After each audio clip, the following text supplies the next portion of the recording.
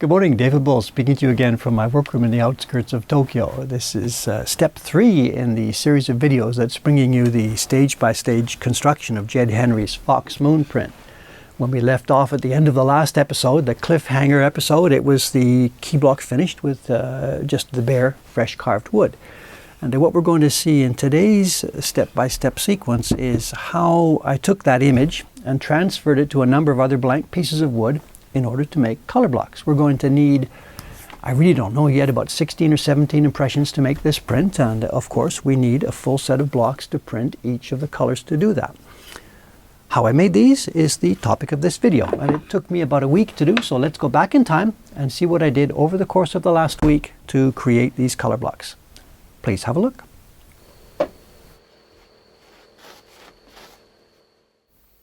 The key block still has the leftover lines of the transfer paper stuck to it, so before we can start using it, that has to be washed off. It's a simple process, just on a toothbrush. The glue dissolves very, very quickly.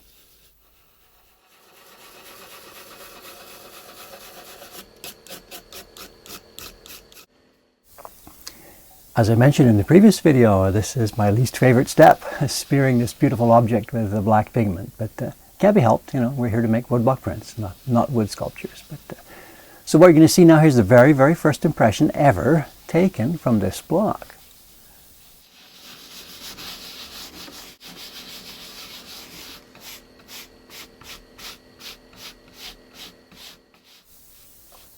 The paper I'm going to use here is not the beautiful washi. We don't need to waste that at this point because this is still just testing. It's just a normal piece of copy paper. So that little piece of paper is going to get the honor of the first impression of Jed's Fox Moon.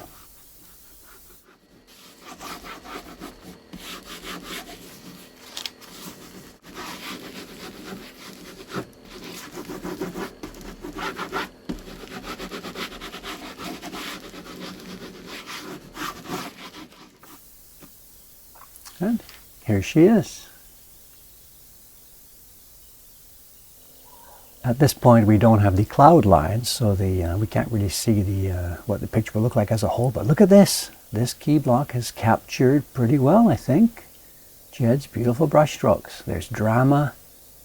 Look at these guys. The expressions are there. Very happy with this. We're ready to go, ready on the next step, making color blocks. And the fox.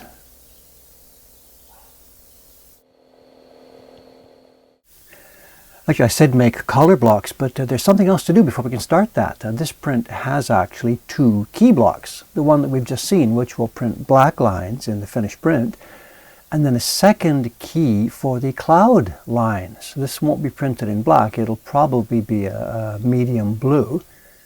There's the image from Photoshop. You can see the cloud lines are in quite dark, and there's a faint impression of the characters to help me register this.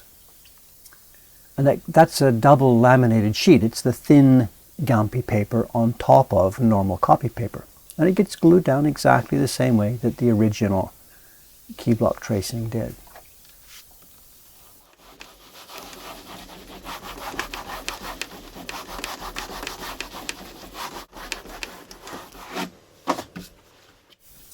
Now that it's glued down securely, I can peel off the backing sheet carefully.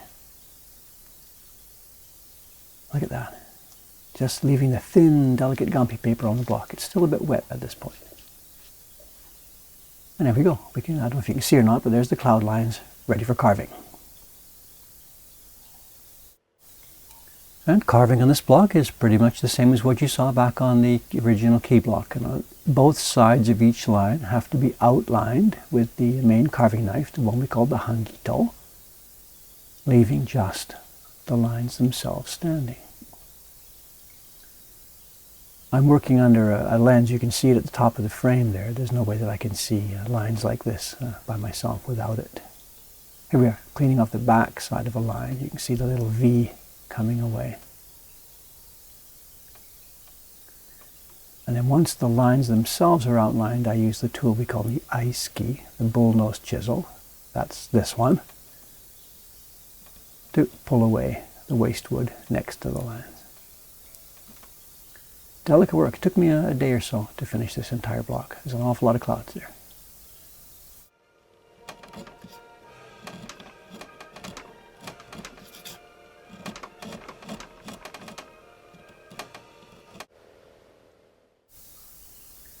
And here's our result. Actually, what we're seeing here, the cloud block is on the back surface of the other key block. It's a very, very particularly hard piece of wood, so I use both sides of this to do this job. Look at this.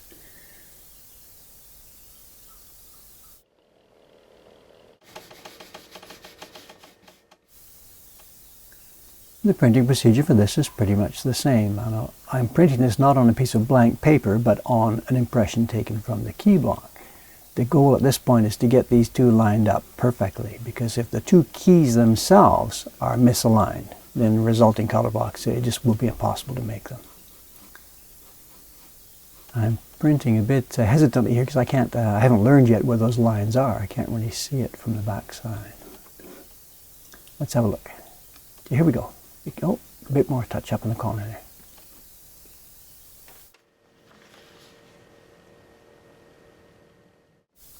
Now before I start making the color blocks themselves, I've got to figure out what I'm doing. So I printed up a test sheet here with a bunch of copies of the design.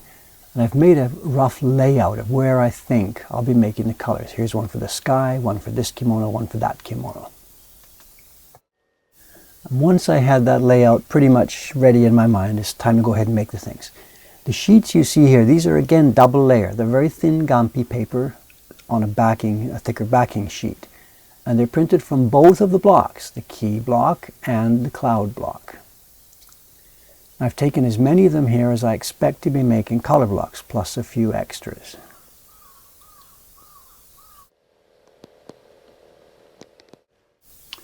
And now it's time to make the real sheets themselves. I've got the color in as accurately and perfectly as I can, every single area of wood that I want to be left behind on the color box. This one's for some of the fox's clothing. Very, very carefully. I'll be making, let's see, there'll be 12 of these sheets, and they're going to be pasted on the back and front of 5 pieces of wood. Just how we're going to do that, we'll explain it later.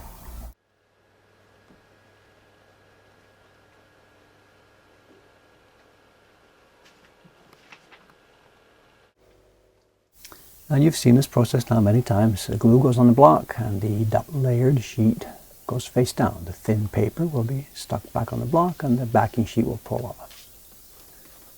This is not white glue we're using. We don't need that strength because these are wide areas of wood. It's a thin school type glue, actually, a paste.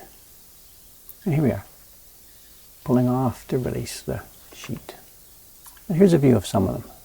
The yellow-green place is where I used the fluorescent marker, and that's going to indicate to me now the areas of wood that are to be left behind.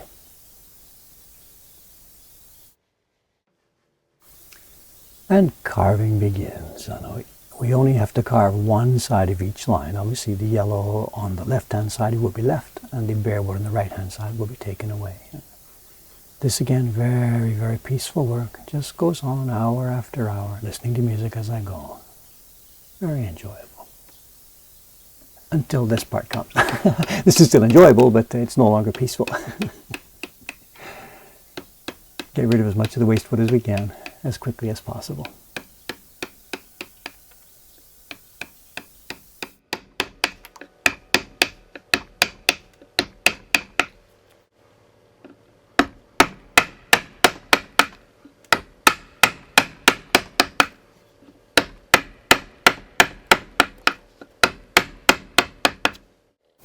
Even after that rough carving, though, there's still a bit more delicate work to do. There are a number of patterns on the clothing here in this print, and I've printed them out here now from Jed's Photoshop on thin paper. Laminate that onto some proofs pulled off this block. Paste them down. You can see the kimono area there is just carved as a flat block at this moment. But now I'm going to paste the pattern onto it. You see it's on the backing sheet there. A quick touch with the baren is all I need. Pull off the backing sheet, and that will leave the pattern now in exactly the right place. Then simply carve. You can see the bottom right hand corner. There's one for the falcon's kimono. I'm now carving the one for the fox.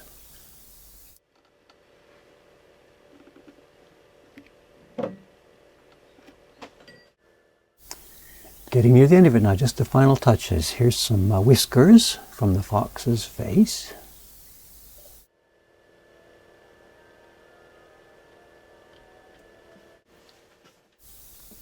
And these small little black circles won't be black in the finished print, they'll be white. We're cutting out pieces from the block that will be used for the black sky. And the cut out areas, of course, will just be white paper showing through. And here we are, here's our full set. 5 color blocks both sides, plus the key block both sides. The color blocks haven't been washed yet, and over the next couple of days, my job now is to do some test proofing from these and try and come up with a good mix of colors that will recreate Jed's original image. You can see some of these have the patterns. There's the falcon pattern, and I think you can see on the next one, here's the fox. Yeah, not the fox, this is the frog's kimono pattern. What a great puzzle this is going to be, putting these all together now to create the fox moon. This is going to be fun.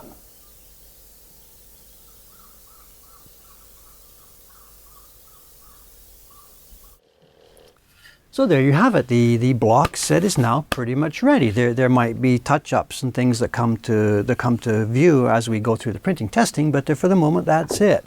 I'm now finished carving. I'm going to take off my carver's hat, clean up the carving bench here, and put my printing bench in place and start getting ready for printing. Before I can do the actual, putting pigment on paper, I've got to size some of the paper, get it ready with the glue and things like that. But that will all be part of the video that comes to you next. I'm not sure how long it'll take. It'll be a week or so, I guess, because it's really going to be quite a complicated process. The finished print's going to have, 16, 17, 18 impressions. So that's it for this time. But before I close, though, there is one more thing I'd like to mention. I know we get mail. Jed and I, boy, do we ever get mail. The Facebook page, my YouTube channel, there's mail and comments all over the place. And one particular one came in a few days ago that I thought might be interesting to address right now in one of these videos. It says, "Great hair. Love the voice. But Dave, before you shoot those close-up scenes of carving, please brush your fingernails." And yes, I guess you've seen it there. I'm digging away in the wood and there's black gunk caked under my fingernails. And although I am aware that I perhaps don't get washed quite as often as I should do, I got to say that's part of my job. And it reminded me that there's a little part of the carving process that I didn't show in that previous video. Let's insert another small clip now, just to show you where that gunk comes from.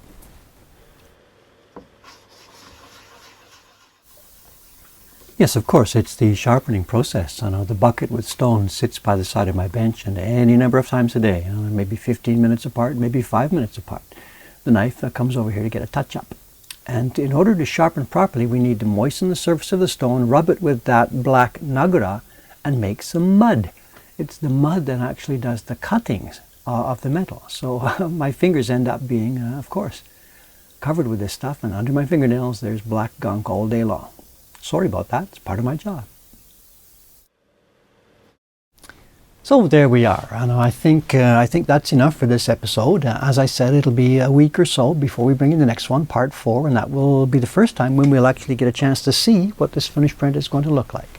Thanks for watching, and thanks very much for, I mentioned about those comments and emails. Jed and I really do appreciate the fact that so many people are enjoying our work and being willing to get in touch with us and let us know about that. And it really does make things more fun and a lot more pleasant to know that so many people enjoy what we're doing. And thank you very much for your support and for the enthusiasm. And we're having fun and we're glad that you are too. So, see you next week. Thank you.